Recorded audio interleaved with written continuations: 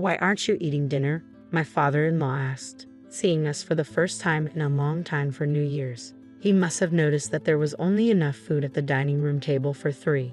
"It happens all the time." "What?" My father-in-law looked curiously across the table at my mother-in-law and husband.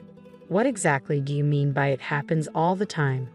"A daughter-in-law who can't give her mother-in-law grandchildren would have to be a slave, wouldn't she?" My mother-in-law responded casually while chewing on the hamburger steak I had made. "That's right. Ruby is our slave. She stays in the kitchen to take care of us while we eat," my husband chimed in, echoing his mother's sentiment. As expected, he continued, "He took me to his mother's every weekend to help her with housework, even though you couldn't give her grandchildren. I'm letting you stay here. You should appreciate her and do the best you can for my mom." I didn't want to go to my in-laws' house, but I had made a commitment. Even if I refused to go, my husband would verbally force me. He knows I have a short temper and difficulty finding my words. "Mom, I brought a slave. He even greeted me that way recently." "What are you talking about?" My father-in-law seemed offended by the way my mother-in-law and husband referred to me as a slave.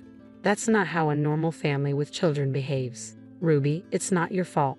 You should stop bullying her." "What do you mean? You're the one that lives so far away, so stay out of the problem," my husband snapped back. "That's right, Dad. Don't tell me what to do.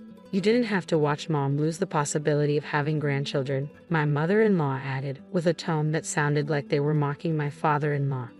I tossed the coffee beans in the grinder while listening to their conversation. My mother-in-law and husband always ordered me to bring them coffee as soon as they finished eating. I was so busy with shopping for my mother-in-law that I only had time to eat a piece of sweetbread earlier. "Come on, I'm hungry too. I'm not sure what I'm doing," I muttered to myself as if escaping from the grinder's blade.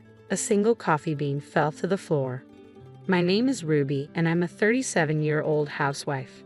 During the weekday lunch hours, I work part-time in the kitchen of a family restaurant. My husband and I rent an apartment. I used to work at the same local bank as my husband, but I left 3 years ago to focus on fertility treatment. We were unable to have children, so we sought medical attention and were told that the problem was on my side. After a year of treatment, I was told that it is impossible for me to get pregnant. My mother-in-law and husband changed shortly after that. Originally, we were both working and managing our own income and budgets.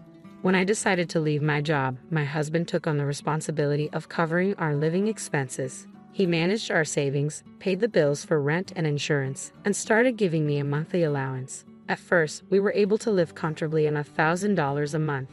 However, when we stopped pursuing fertility treatments, my husband suggested we could save money. "Since we don't have fertility treatments anymore, you can save money," were his first words after we made the decision to stop trying to conceive. "Because of the financial burden of the treatment, I've been giving you more money for living expenses, but you don't need it anymore. You can go back to work if you want," he'd added. True to his word, he gradually reduced the amount he gave me, first $800, then $600, and eventually $500 a month.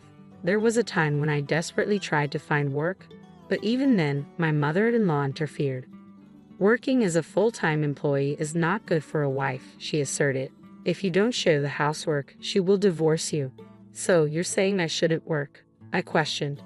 "Of course, if it's only part-time, then fine. You need to devote yourself to Carl and serve me. You can't even have grandchildren, so it's the least you can do," she replied. Despite enduring painful treatments, I couldn't conceive. My mother-in-law's attitude towards me changed drastically. She'd call me frequently, asking me to run errands, and I worked every weekend at their house. No matter what I did, she found fault and complained incessantly. "Why are you folding laundry like that? Why not put the corners together and fold it correctly and neatly? Do it again," she'd scold, even throwing the laundry onto the floor once. It seemed like she relished in hurting me. One evening after dinner, my father-in-law noticed my distress and offered to take me out for a drink. "I'm going out for a drink. Do you want to join me?" he asked, showing concern for my well-being. His kindness touched me deeply, and I couldn't help but cry. "I saw that, and if you want, you can vent to me," he reassured. He took me to a local bar where we sat across from each other, sharing a beer and a whiskey soda. As we ordered mixed nuts and a salad, his compassionate presence was a welcome relief from the turmoil at home. I could tell Elizabeth and Carl were being rude to you, my father-in-law began, taking a sip of beer.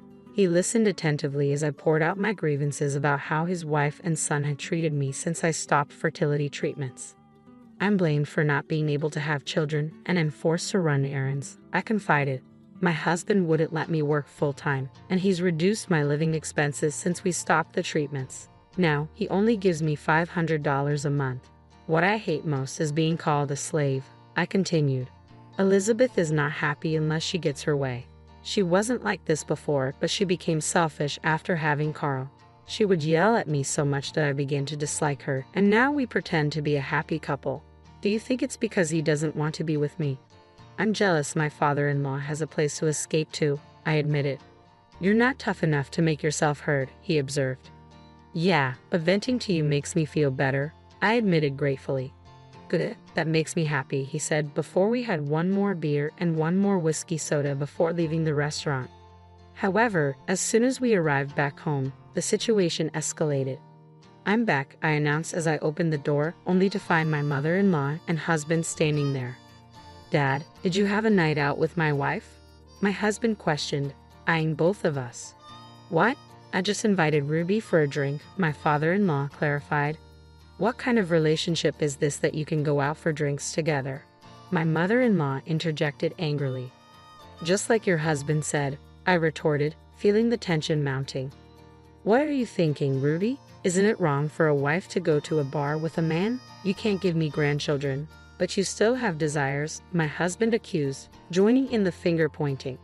Enough, a powerful voice echoed as if thunder had struck. My father-in-law was enraged, staring down Carl and Elizabeth. What is it with you? All I wanted was for Ruby to relax, he thundered, his anger palpable. The rage sped up my heart rate, I thought, noting the intensity of the moment. Mild men or people can become more difficult to deal with when injured, I mused, watching Elizabeth shudder at her name being called. Was she scared of him, or did she have something to hide? You said what kind of relationship do you have with your father-in-law that you go out drinking together? My husband challenged. That's my daughter-in-law is treated like a slave, and I took her to get her mind off it. That's what happened because of Ruby, my father-in-law clarified, cutting through the tension with his explanation. I can't have grandchildren, my mother-in-law's accusation hung in the air, a barb aimed directly at me. The words ignited a desire to yell, to defend myself against her constant blame for not providing her with grandkids. How can you say that when you hate children? I wanted to retort, but I bit my tongue. Yet even in my silence, I couldn't shake the urge to challenge her unfair judgment. Well, grandchildren are different than other children, aren't they? I finally spoke up, my voice edged with frustration. That said, I don't think you wanted grandchildren enough to treat Ruby like this. You're just making an excuse to point the finger at her. My mother-in-law seemed about to respond, but then she abruptly averted her gaze. Was she tongue-tied or perhaps fearful of her husband's reaction? Carl, wait, my attention shifted to my husband. I heard you only give Ruby $500 a month for living expenses. Do you keep the rest of your salary? I probed, unable to ignore the discrepancy. No, I pay rent and insurance, he countered, but his evasive response left room for doubt. As the silence stretched, he seemed unable to conjure a convincing explanation. I came here to discuss our future. Let's get right to it, my father-in-law intervened, leading us to the living room. What do you mean discuss our future? Just sit down, my mother-in-law commanded, her tone imperious. Make some coffee first, Ruby, she ordered, her words laced with condescension. But my father-in-law's sharp rebuke cut through the air. Don't tell her what to do.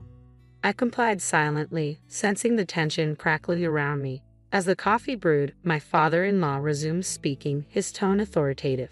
I'll be retired in a few years after my current assignment ends. I won't be living with you anymore. The revelation left my husband and mother-in-law stunned. What do you mean? They both protested in unison. We've been masquerading as a couple for years, so we no longer need to live together, my father-in-law explained calmly. I'll live where I want, and you can stay here. But my mother-in-law's panic was palpable. That's fine, but I changed my mind after you accused me of being unfaithful earlier, she protested, rising from her seat. I'm selling the house, Elizabeth. I'll leave you nowhere to live. Her announcement sent shockwaves through the room. Why don't you just get a place to live? My father-in-law suggested. but her response was desperate. How am I going to do that? I can't pay the rent. Get Carl to help you, my father-in-law suggested, unaware of the financial strain. He only gives her $500 a month. I'm sure he can pay for you. But my husband's nervousness betrayed him as he struggled to respond. That's not possible, he stammered, his discomfort evident. We don't have any money. If I do that, I won't be able to pay Mom's debt. The revelation hung in the air, casting a shadow over the room. You just mentioned debt, didn't you? My father-in-law's tone turned grave. Explain. I didn't mean what I said. I said explain. My father-in-law's voice thundered through the room, his anger palpable. My mother-in-law dissolved into tears at the sound of his fury, but his rage remained unabated. Mom owes me $50,000. I'm her co-signer, my husband confessed, his expression resigned. Around the time we stopped fertility treatment, Mom made an investment. She made some money at first, but then the stock market crashed, he admitted, his voice tinged with regret. You mean you lost money in the stock market and went into debt? I interjected, incredulous at the revelation. I used family funds. At the time, we were betting on stocks that were supposed to go up, but eventually we ended up in debt. Now, I'm paying it with my salary and Mom's repaying it by working part-time at a supermarket, my husband explained, his tone heavy with the weight of their financial burden. The news caught me off guard. I had never heard anything about stocks or debt. My mother-in-law had lost a significant amount of money in the stock market and had borrowed to compensate for it when I stopped fertility treatment. She must have tried to repay the debt by investing in stocks that were expected to rise. But as they struggled with repayment, those stocks failed to yield returns. Maybe. I couldn't help but voice my thoughts. That's also when you and Carl began treating me like a slave. Ruby, what are you trying to say? Were you just taking it out on me? My mother-in-law challenged, her voice strained. The slave treatment started around the time I stopped fertility treatments. I doubt it's because she wanted a grandchild so badly. But the simple answer is that she was taking it out on me because that was satisfying. I countered, the bitterness evident in my tone. As expected, my mother-in-law remained silent, her guilt hanging heavy in the air. And Carl used the money that he took out of my monthly expenses to pay off his debts. He could save money because there's no fertility treatment. He didn't give me less money for some strange, unknown reason. He just needed the money to repay his mom's debt. I concluded, the pieces of the puzzle falling into place.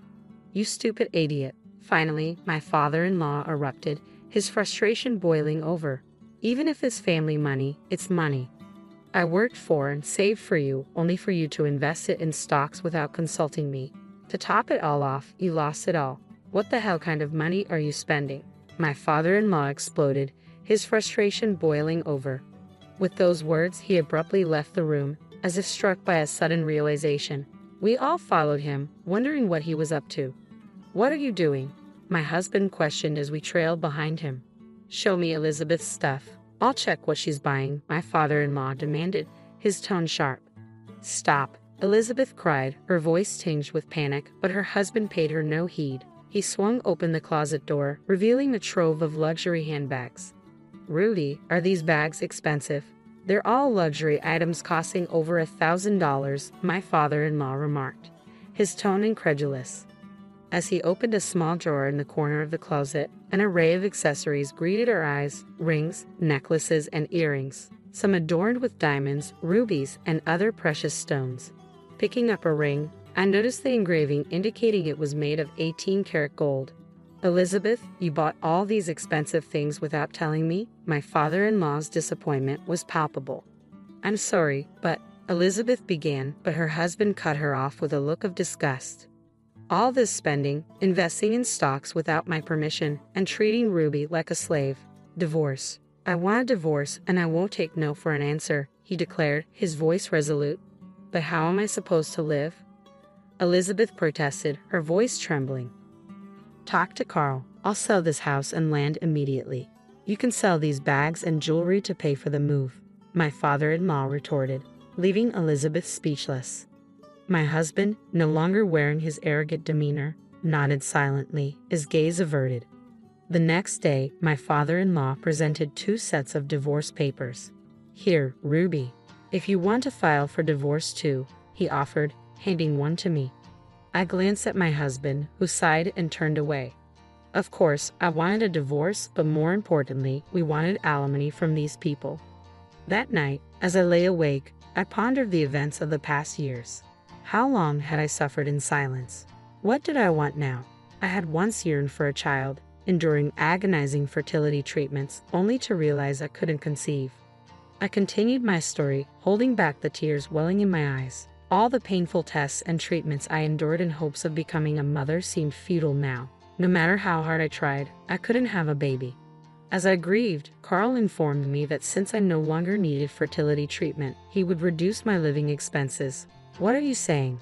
This is all Carl's fault," Elizabeth interjected, her voice sharp. My father-in-law's horror was palpable, and my mother-in-law fell silent, her accusations hanging in the air. She had blamed me for not giving her a grandchild and then treated me like a slave. "Do you know how hard it was for me?" I demanded, my frustration boiling over. Naturally, there was no response from Elizabeth or Carl. In the end, Carl's actions were driven by his need to pay off debts, while Elizabeth sought an outlet for the stress of financial losses in the stock market.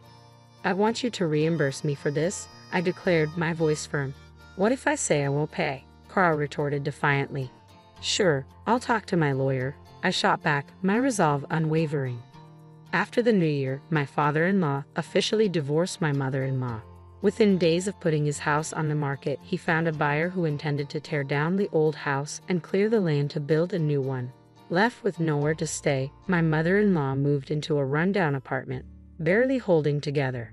She now resides with my ex-husband, struggling to make ends meet while paying off their debts and alimony to me, a financial burden I'm sure weighs heavily on them. Meanwhile, I found solace in a beautiful little apartment and secured a clerical job at a security company, thanks to my father-in-law's support. He encouraged me to utilize my accounting knowledge and skills from working at a bank. "I want you to be happy. If you ever need help, just tell me anything," he reassured me, his unwavering support a beacon of hope. With my father-in-law by my side, I embarked on this new chapter, determined to shine on my own. As I dressed for my first day of work, I made a promise to myself to embrace this fresh start and forge my path to happiness. Waking up to the presence of an ignoramus in the morning was akin to inhaling poison that would linger throughout my workday. Each sunrise brought with it the burden of enduring the condescension of an elite chief, a product of some lofty institution of higher learning. On a particular day, my tolerance reached its breaking point. "Perhaps you should escalate your grievances to our superiors," she taunted. "After all, I belong to the cream of society. Nobody will heed the complaints of a dropout like you." Her smugness was palpable, but a single encounter with the passing company president swiftly altered her demeanor. "Good day, I'm Daniel Smith," he introduced himself. "I landed a sales position at this company's branch straight out of high school. My father's motorcycle accident left him incapacitated, rendering him unable to provide for our family. So I opted to forgo college and joined the workforce to support them, thanks to a referral from my father." The camaraderie among the employees at this company made each workday a delight. My boss is kind, and my coworkers are a breeze to work with, so work-related stress rarely crosses my mind. Yet today, I can't shake off this feeling of melancholy. "Smith, isn't your meeting today with the head office?" a colleague inquired. "Yeah, it is." "Seriously, that means they'll be here, right? I should have taken the day off." "You don't interact with them directly, so just keep it to yourself. I'm already feeling down this morning." Before my colleague could continue, they abruptly changed the topic. "Why was nobody at the entrance to greet me? I was expected, and this is how they welcome me," they grumbled. "Forget it, let's just get to work," they muttered, then hurried away. "Remember that backstabber?" a disgruntled voice, now left with me, seethed. "This place is full of ingrates. It's infuriating that I have to bend over backward just to communicate with them. I sincerely apologize. I didn't anticipate your early arrival." She's Manager Jones, frequently commuting from headquarters for meetings and such. With a degree from a prestigious university, she was recruited as a seasoned executive candidate. Unfortunately, her demeanor often veered into arrogance, belittling employees at the subsidiaries.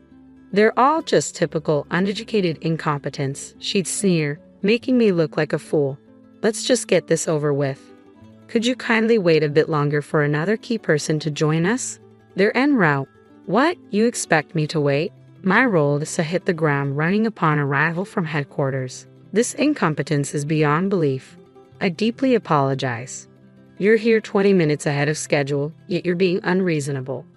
I yearned to retort, but the person on the other end was from the head office, an elite recognized by headquarters. I hesitated, unsure of the repercussions if I dared to challenge her authority. We grumble amongst ourselves at the subsidiary, but when it comes down to it, we never confront them, always enduring silently. As I carried on with my usual routine, driving to work one morning, I noticed an elderly lady in distress crouched in the middle of the road. It was clearly an emergency, but those around me either avoided involvement or didn't know how to react, feigning ignorance as they passed her by. "Are you all right, ma'am?" I rushed to her side, but she couldn't respond. Her breathing was labored, and she struggled to speak. "I'm calling an ambulance right away," I announced, swiftly dialing 911. Once the ambulance arrived, we all accompanied the elderly lady to the hospital. "It's all right for you to head home," the nurse reassured us. "We'll take care of her until her family arrives." Having already informed the company of my tardiness and concern for the grandmother's well-being, I opted to stay until her family showed up. Thankfully, her condition wasn't critical, and she was discharged after a few days. We breathed a collective sigh of relief. Then, a few weeks later, out of the blue, I received a transfer order to the headquarters branch office, a directive straight from the president. Contemplating the move, a colleague offered their perspective. "It's a testament to your hard work being recognized. Embrace it and give it your all." Encouraged by their words, I resolved to accept the transfer. My first day at headquarters proved to be quite the whirlwind. Deciding to greet each department individually, I encountered the chief in the corridor and hastened to offer my greetings, but she caught sight of me and shot me a disdainful glance. "What brings you here? Aren't you a bit out of your element?" "Good morning, Chief. I've been reassigned here." "Oh, you're being relocated. What on earth are they thinking?" Disregarding my greeting, the chief launched into a tirade. "Starting my day by sharing airspace with an uneducated imbecile is a surefire way to ruin my entire workday. I apologize if I've inconvenienced you, Chief. Please spare me the pleasantries. Just steer clear of me. I'm busy. Don't get in my way." Clearly in a foul mood, the chief dismissed me with a wave of her hand, as if shooing away bothersome insects. It was evident that any further attempt at conversation would be futile, so I resigned myself to returning to my duties. As I returned to the floor where the chief was, I overheard her berating her subordinate. "You're incompetent. How can you mess up something so simple? Even a new recruit could handle this." "I apologize, colleague." The employee, visibly distraught over her mistake, clenched her fists, lowered her head, and endured the scolding. "If this is how it's going to be, I'd rather have someone else working for me than you. You're no longer of any use to me. Clear out your desk and get out of my sight." With those cutting words, she turned to face me, our eyes meeting. Already discontented, her expression soared further as she glared at me. "Didn't I tell you to stay away from me this morning? Please, Chief, hear me out. I have something to discuss with you today." "Enough. Everyone here is arrogant. I don't have time for incompetent fools like you." With those words, the chief stormed out of the room, slamming the door with all her might. Concerned, I approached the employee who had just faced the chief's wrath, wincing at the resounding crash of the door. "Is this typical of the chief's behavior?" I inquired. According to the employee, it wasn't just typical, it was a daily occurrence. "She's always disrespecting me," he lamented. Worried that the chief might overhear, he hushed me, cautioning, "Shh, she might hear you." Aware of the potential consequences if the chief caught wind of his complaints, I did my best to soothe his frustration. "I've endured this for too long," he confided, shuffling to his desk and retrieving a white envelope from a drawer. "Please don't tell me that's a resignation letter," I implored. "Unfortunately, that's exactly what it was," he confirmed, something he'd been contemplating for some time. "At my previous workplace, every day was serene and fulfilling. But ever since the chief arrived, it's turned into a nightmare," he lamented, tracing the surface of his desk with a heavy sigh. The clutter of documents and notes bespoke his dedication to his job, despite the upheaval. "I understand your frustration. It's disheartening to see your hard work undermined by just one person, the chief. I sympathize. You've poured your heart into this job, longer than she's been here, and you've excelled." But his frustration hung palpably in the air, with no outlet in sight. The chief might say otherwise, but there are surely colleagues who trust and rely on you. Stay a bit longer for their sake. I'll help shoulder the burden. You're not the one who should walk away, I encouraged. What do you mean? He queried, his curiosity piqued as I made my way to confront the chief, leaving him pondering behind. We can't allow any more employees to be mistreated like him. That's why I'm here, I declared, trailing after the chief until I found her in the break room, sipping tea. Mind if I join you? I inquired. The chief glanced up, her expression pained. You're still here. You're as persistent as a fly. I'm just trying to take a break. Please give me some space, she sighed wearily, likely drained from the recent confrontation. Summoning my courage, I addressed her firmly. Chief, I'll be conducting a thorough investigation into your treatment of our employees. Depending on the findings, appropriate actions will be taken. My direct statement caught the chief off guard. What are you implying? Are you trying to play the hero to shield incompetence? No, that's not my intention. Why don't you go run to your superiors with this? I'm an elite, you know. I have the backing of those above. Nobody will pay heed to a dropout like you from the subsidiary, she retorted dismissively, waving her hand as if to brush off the matter. Suddenly, a man emerged from the other side. Smith, there you are. How's everything going? It was the president. I'm doing my best, thanks to your support. Ah, hello, Mr. President. What a pleasant surprise to see you here. What happened to the grumpy chief from earlier? She's putting on a facade of excellence for those higher up the chain. I'm glad to hear you're thriving. Have you connected with the new branch manager? Huh? What new branch manager? The chief looked puzzled, her gaze unfocused. He's standing right in front of you. Hadn't you been briefed? The president chuckled. This inept employee from a subsidiary company. You're quite the comedian, boss, the chief scoffed, joining in the laughter. The president, however, regarded her with suspicion. What are you talking about? Are you suggesting I'm joking? Understand this. He's now the brand manager of this branch office. It's impolite to label him incompetent, the president admonished. What on earth? The chief shot me a scowl. You didn't bother to inform me earlier, did you? I've already informed the rest of the department. Oh dear, such a rude and ill-informed individual. The chief's face flushed with anger, and she looked on the verge of collapse. Observing the situation with reluctance, the president finally spoke up. Let me shed some light on this remarkable opportunity. This company belonged to his father. Due to a car accident injury, his father couldn't manage it, so I took over. Is he the former president's son? The chief inquired. That's correct. I've been urging him to relocate to headquarters, but he's quite adamant about staying put, the president explained. I apologize. I have a fondness for that place, and I found it satisfying, I replied. What prompted your unexpected arrival here? Why didn't you just continue at the subsidiary? The chief interjected, momentarily forgetting the president's presence as she directed her query at me. The president, accustomed to seeing the chief in a more composed state, was visibly taken aback, his eyes widening in surprise. I made a heartfelt plea to him. He's my mother's savior, her benefactor, I clarified. What about the president's mother? The chief pressed further. Yes, the elderly lady I rescued a few weeks ago happened to be the president's mother. When he arrived at the hospital entrance and found me waiting for her family, I was surprised. I later learned that he was the one who had immediately come to her aid, calling for an ambulance while others ignored her. I felt he deserved better than being relegated to a subsidiary. So, you personally appointed him as branch manager, the president confirmed. That's correct, he nodded. I had my doubts about my qualifications when I was first appointed as branch manager, I admitted. Coming from a subsidiary, it was a sudden shift to leading at the head office. But after hearing from the president and receiving a call from my father urging me to support the company he had built, I made up my mind. That's precisely why I've appointed him as branch manager. Moving forward, I expect you to show him the respect he deserves and heed his directives, the president admonished the chief sternly before exiting the room. That's the explanation, chief, I reiterated as I faced her once more.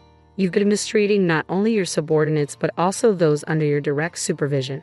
I understand the frustration and pain of being belittled simply because of lacking formal education. No. The chief collapsed into her chair, tears streaming down her face as her pride took a severe blow. It was no small shock for her to suddenly find herself outranked by someone she had long looked down upon for their perceived lack of education. She even threatened to have me dismissed. With that, my ordeal came to an end. The following day, a comprehensive investigation into the chief's conduct was conducted. Numerous employees and subordinates came forward with accounts of her egregious behavior. As a result, disciplinary action was taken. Upon receiving the news, the chief left the company without a word, her spirits seemingly drained. The chief appeared visibly distraught. Considering her high self-esteem, it was understandable. "By the way, are you certain you want me to replace the chief?" I inquired. "I have full confidence in you," the president affirmed. With the chief dismissed, he appointed the individual who had previously endured her wrath. This employee had a long tenure with the company and showed unwavering dedication to their work. Naturally, I had thoroughly vetted his past performance, knowing he had first-hand experience of the frustrations and mistreatment under former Chief Jones. I knew he wouldn't repeat the same mistakes and would prove to be a compassionate leader who understands his employees' feelings, I explained. As for myself, I endeavored to approach my role from the perspective of the employees, not solely as a branch manager.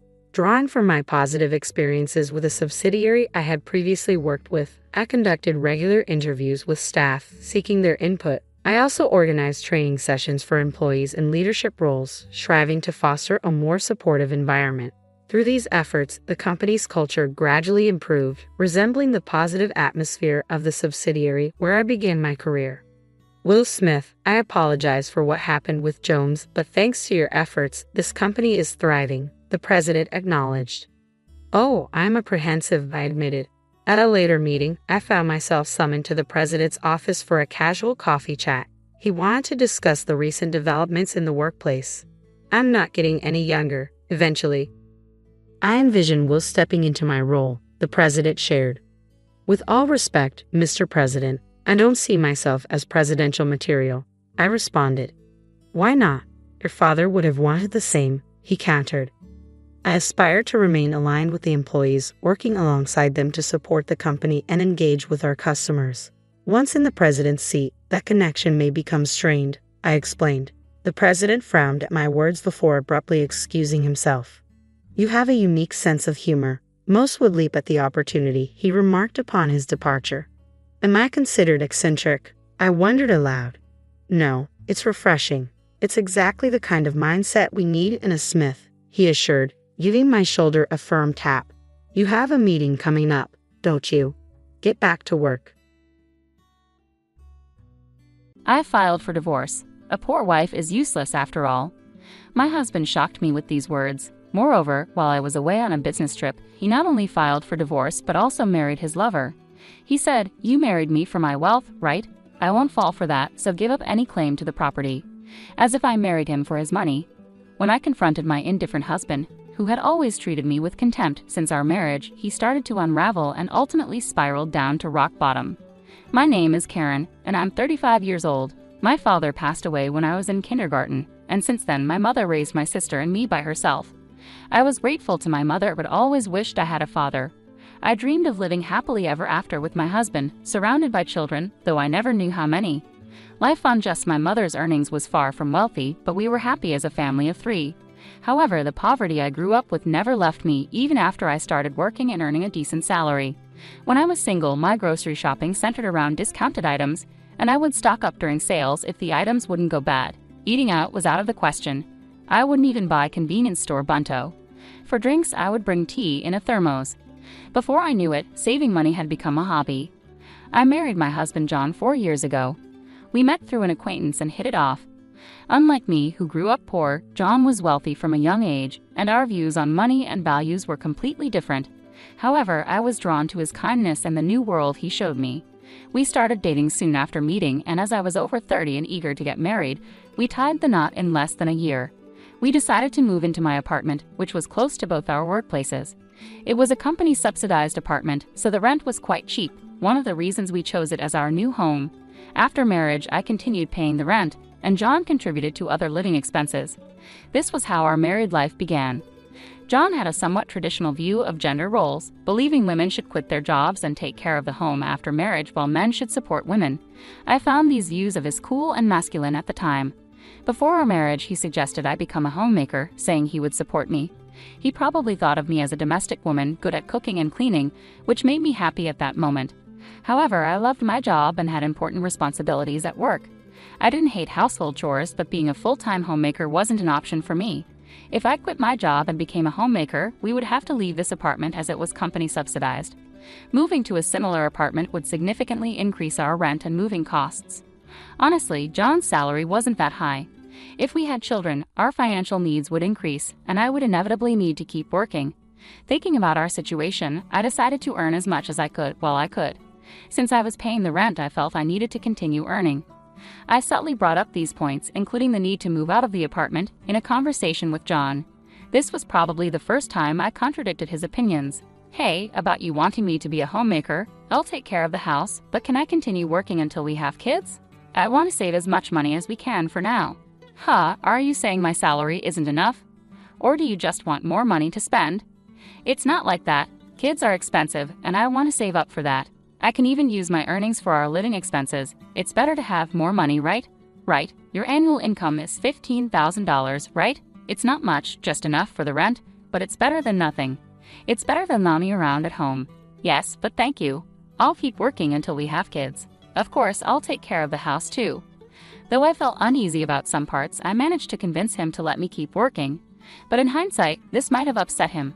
Balancing work and household chores was harder than I expected. My days were incredibly busy. I was a full-time employee, not part-time. I woke up early to prepare breakfast, lunch boxes for both of us, and to do some prep for dinner and tidy up the house when I got home. I prepared dinner, heated the bath, and did laundry after John went to sleep. Honestly, there was barely any time for us as a couple, and I began to wonder if this was really what a marriage should be like. On the other hand, Javanan, who acted like a traditional husband, did absolutely nothing at home. He must have seen how busy I was with household chores, but he would just eat dinner, drink beer, and relax when he got home. He'd bathe alone as soon as it was ready, then go to his room. I wished he would help out a bit, given how hard I was working, but I couldn't say anything, fearing he'd tell me to just quit my job.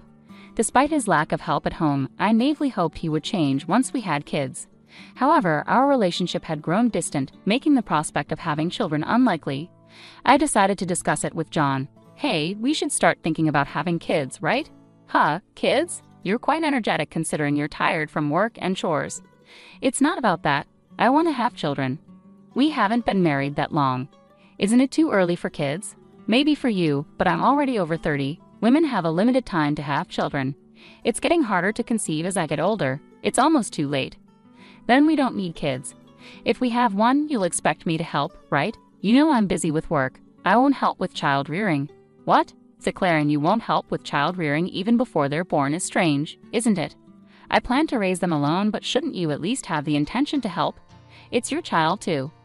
Child rearing is your job. I'm working to support the family, so I definitely won't help with the kids. You'll just complain that I don't help and that you're doing it alone, making me the bad guy. You must have been indoctrinated with poverty and lots of kids since birth. We're not poor. We don't need kids. End of discussion. John abruptly ended the conversation and went to his room. Standing alone in the living room, I was overwhelmed by tears. Not only was my wish for children rejected, but also my upbringing was mocked. Following this incident, our relationship deteriorated rapidly, and we hardly spoke anymore. There were no children and barely any communication. Maybe it was time to consider divorce, yet a faint image of my once kind husband lingered in my mind, making me wish we could return to the happy couple we used to be. Since then, I tirelessly juggled work and home responsibilities. I was incredibly busy with various tasks. Eventually, I took on a significant project at work, which meant more business trips and further distance from John. One day, as usual, I told him about an upcoming business trip, but his reaction was unlike any other time. I'll be away on a business trip for about 10 days starting tomorrow. Please take care. Another trip? You're always working hard. Take care, even though you must be tired. He was unexpectedly kind, unlike his usual mocking self. He even said with a smile, "Wait for a big surprise when you get back." I had given up on him and was resolved to a decision internally. However, his smile shook my resolve. Our wedding anniversary was approaching, and I thought maybe he had a surprise for that. Despite everything, I hoped he might have changed his heart. I even considered rethinking my stance if he had truly changed. However, my faint hope was shattered by a major incident. When I returned home 10 days later, I faced the first surprise. The front door wouldn't open. The key didn't fit. As I struggled, John spoke from inside. "Karen, right? Surprised. This is the first surprise. I changed the locks, so your key won't work anymore." "What do you mean?" Why doesn't my key work? Open the door. Why would I let a stranger into my house? I changed the locks, and for your information, we're divorced. That's the second surprise. A poor wife is useless. Divorce. I never signed any papers. How could you even do this? I just forged your signature. I submitted it with a friend's name as a witness, so you're a stranger now. Got it. Understood. Then we need to discuss property division, right? Right? Property division. I had a document for you to sign. I'll let you in this one last time. John finally opened the door. Inside, there was a document for me to sign, waiving my rights to property division. I thought you'd say, give me property division if you want a divorce. Poor people like you probably saw me as rich. You married me for my wealth, right? I won't fall for that, so waive your rights to the property. What? I never even thought about property division. I hadn't even considered divorce. So you'll also waive your rights to property division, right? How much property do you think a poor person like you has? A few thousand in savings at most. I don't need that. I have more assets, so if anyone is doing the dividing, it would be me giving money to you, not the other way around. Don't you get it? Is that so? Well, that doesn't matter. Let's change the document to reflect mutual renunciation of property rights and make it a public document, I retorted stubbornly. Afterward, John redid the document on his computer, deciding to make it a public document. However, it would be some time before we could submit it. I decided to pack my things and leave the house for the moment. As I was leaving, you scorned me until the end. You are poor. I thought about throwing away your belongings while you were on your trip, but you barely had anything. Always wearing the same clothes, typical of the poor. The reason my belongings were few at that time was deliberate, part of my plan. The only unexpected thing was John changing the locks without my knowledge. A few days later, as expected, a panicked John called me. Karen, what have you done? What do you mean? I haven't done anything. Why are you panicking? I have a lot of questions. First, I was told to leave the apartment. Oh, you were still living there. That's not allowed. It's a new month. You're trespassing. Trespassing? But it's my house. Are you okay? Did you forget that was a company apartment I rented? I was the leaseholder, so naturally, you can't live there anymore. That's ridiculous. How could you do this? I can't believe you didn't know. I'm not the one who should be accused of doing things on my own. Didn't I tell you that you can't just change the locks of a rental apartment? It's my house. I can change the locks if I want. Didn't you listen? It was my leased apartment. Even if you were the leaseholder, the owner is the apartment manager. You can't change the locks without informing them. Is that so? Also, I terminated the lease while you were away. You terminated it so early, I was allowed to live there until this month. I was planning to return, but now you've unlawfully altered someone else's property, which could be considered criminal damage. Wait, criminal damage? Is that why the police are at the front door now? I'm too scared to open it. I replied calmly, so the police did come. Don't worry, it's probably not for trespassing or criminal damage. It's better to talk to them. Why do you know about the police? Because I reported you for filing the divorce papers yourself. It seems like you've committed crimes like forgery and fraudulent use of a private document. Divorce papers can be filed by one person, but only with mutual agreement and personal signatures. Since you forged my signature and the witnesses, it's obvious that it's a crime. John seemed unaware of his guilt. I continued pressing further. So the divorce papers you submitted are invalid, and your marriage with Susan can't happen either. How do you know about Susan? Did you think I knew nothing? I had a private detective agency thoroughly investigate your affair with Susan. It was a busy time at work, and coordinating with the agency was tough. Plus, you've even held a grand wedding ceremony while I was supposedly on a business trip. Are you saying your business trip was a lie? Yes, I took leave from work despite being busy to do some research and prepare documents. I knew about you bringing Susan home. It would have been impossible to gather this evidence while working. After I revealed everything, John was speechless and seemed quite downcast, even over the phone. Then he pleaded with me. Please don't tell Susan I'm divorced. Why would I? There's no such fact to tell. Really? Thank you. Are you misunderstanding something? When did you become divorced? That fake divorce paper is invalid, remember. So legally, you're still my husband, not divorced. What? Since you committed adultery while legally my husband, Susan needs to pay compensation. I sent the demand for reparation to her house yesterday by express delivery. She didn't know you were married, right? I can't withdraw the claim at this point. I already knew Susan believed John was single, but I deliberately sent the reparation demand anyway. Since Susan hadn't contacted me yet, she likely hadn't received the letter. It should arrive soon. Should you be on the phone with me when you also have to deal with the police? You're busy. I'll ignore the police. I won't be arrested. I'm going to Susan's house now to get the letter back before she or her family can accept it, he said, hanging up abruptly. He probably went straight to Susan's house to wait for the postman at the front door.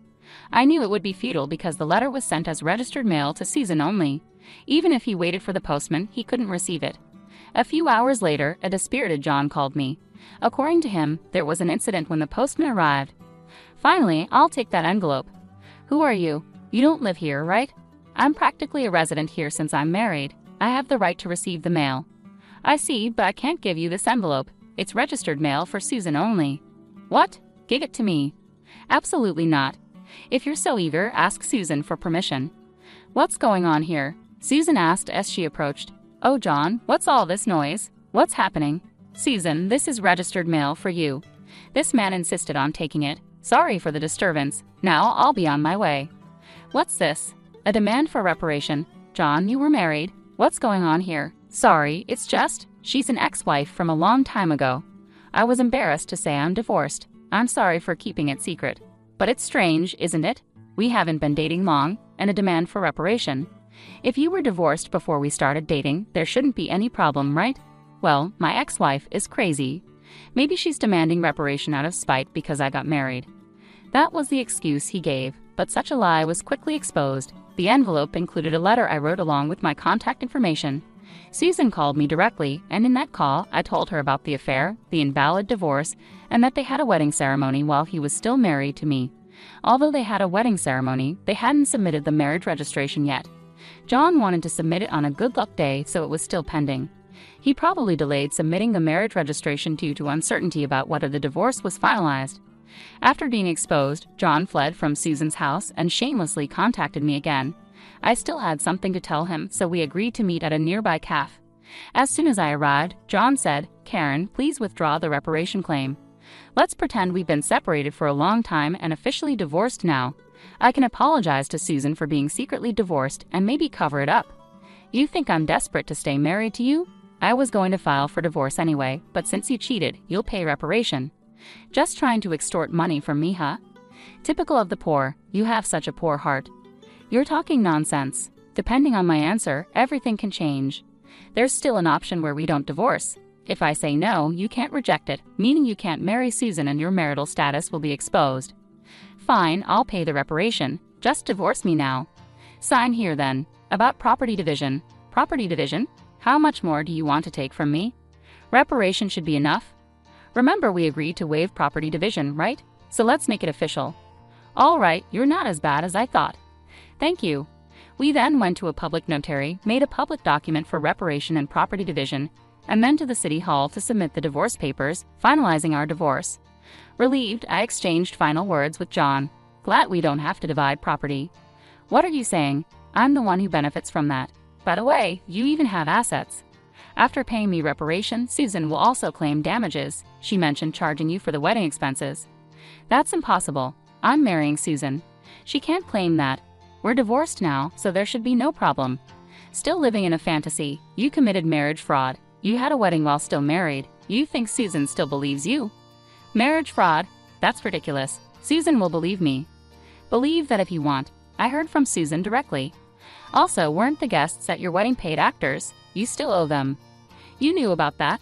I hadn't paid them yet. What does it matter to you? You could have just taken property division and been better off. That's what I wanted to tell you. Even if we had divided property, you would have benefited more. What are you talking about, poor woman? Your family is poor and you only make $15,000 a year, right? Even if you got a raise, it would be barely $20,000. You don't have any property. You keep calling me poor, so I thought you might be mistaken. Yes, my salary is indeed $15,000, but you know I work for a foreign company, right? It seems you have no interest in me, but I became a director of the American branch. It's not $115,000 per year, but per month, $155,000 per month. So that's an annual income of $100,000. You're still bad with numbers. How do you manage to keep a job? It's $1.8 million a year. $1.8 million? That can't be true. Of course it is. I haven't had the chance to spend such an amount, so I've been saving it for the future. The savings from before our marriage aren't part of the property division, but there's still a considerable amount since our marriage. I could have received half of that in the property division. You were my destiny after all. I'll get the divorce papers corrected. Are you okay? After all the contempt, you think I'd gladly undo the divorce? If you have that much money, you don't need to claim reparation, right? It's just a small amount for you. He who laughs at a cent will weep for a cent. This reparation is for the mental anguish you caused me. Honestly, I'd like to claim more. Since we've made it official, make sure to pay it, even in installments. I'll be penniless. Also, don't go back to that apartment. Your belongings should have been moved to your parents' house by now. You thought I had few belongings, but that was because I had already moved most of them. Were you that indifferent to me? I can't have so little, so I have to go back to my parents' house. They don't know anything yet, do they? Let me explain. Don't say anything. I've already told them everything. It's only right to explain why we're divorcing. Oh, and your father said not to ever step over our threshold again. So I have nowhere to go. He collapsed, and I left the cafe. Later, I heard he caused trouble at the police station. Despite my advice, he went back to the apartment and sat there aimlessly until the manager called the police. He was taken away, though I'm not sure if it was for obstructing public duties, trespassing, or for the falsified divorce papers. Eventually, his parents took responsibility for him. After talking with me and learning about Susan, they decided that apologizing and paying damages to Susan's family came first. They went to Susan's house, knelt in front of her family, and settled everything without pressing charges for marriage fraud, even paying for the wedding expenses. I had expected them to sue, so it was disappointing they didn't. So I decided to pursue legal action against John for forging the divorce papers. John offered a settlement, but I didn't withdraw the lawsuit. I didn't want him to think everything could be solved with money. I wanted him to understand the gravity of his actions. Even if it cost time and money, I left everything to my lawyer, so it wasn't too burdensome for me. Dan was exposed for his actions and the marriage fraud at his company, leading to his eventual firing. He ended up living at his parents' home, working all day at a relative's construction company. His father took all his earnings, leaving him with no income. I thought his parents wouldn't abandon him, but they were stricter than I expected. They paid my reparation and Susan's compensation, planning to make him work like a horse until he repaid everything. He lived in a shed-like place with no electricity, receiving only $5 per day for food deducted from his salary. They planned to disown and kick him out once he repaid everything. A harsh fate. After years of hard work, I was offered a position at the head office abroad, so I moved overseas after the divorce was finalized. I worried John might come to me for help or harbor resentment, but moving abroad alleviated those concerns. I thought work would be my partner for a while, but soon I found a new relationship. I'm now dating a foreign executive at our head office, and I'm pregnant with plans to marry soon. I told him everything about my past and my ex-husband, and he's understanding. I'll take maternity leave and plan to return to work later, supported by him. He's enthusiastic about taking paternity leave and co-parenting, showing a different cultural perspective. After being tormented by my ex-husband, I finally feel I'm grasping true happiness and confidence in building the happy family I always dreamed of. Many suffer due to selfish spouses. While divorce isn't always the right choice, enduring silence isn't a virtue. It's important to know that honest discussions can lead to resolutions, and sometimes divorce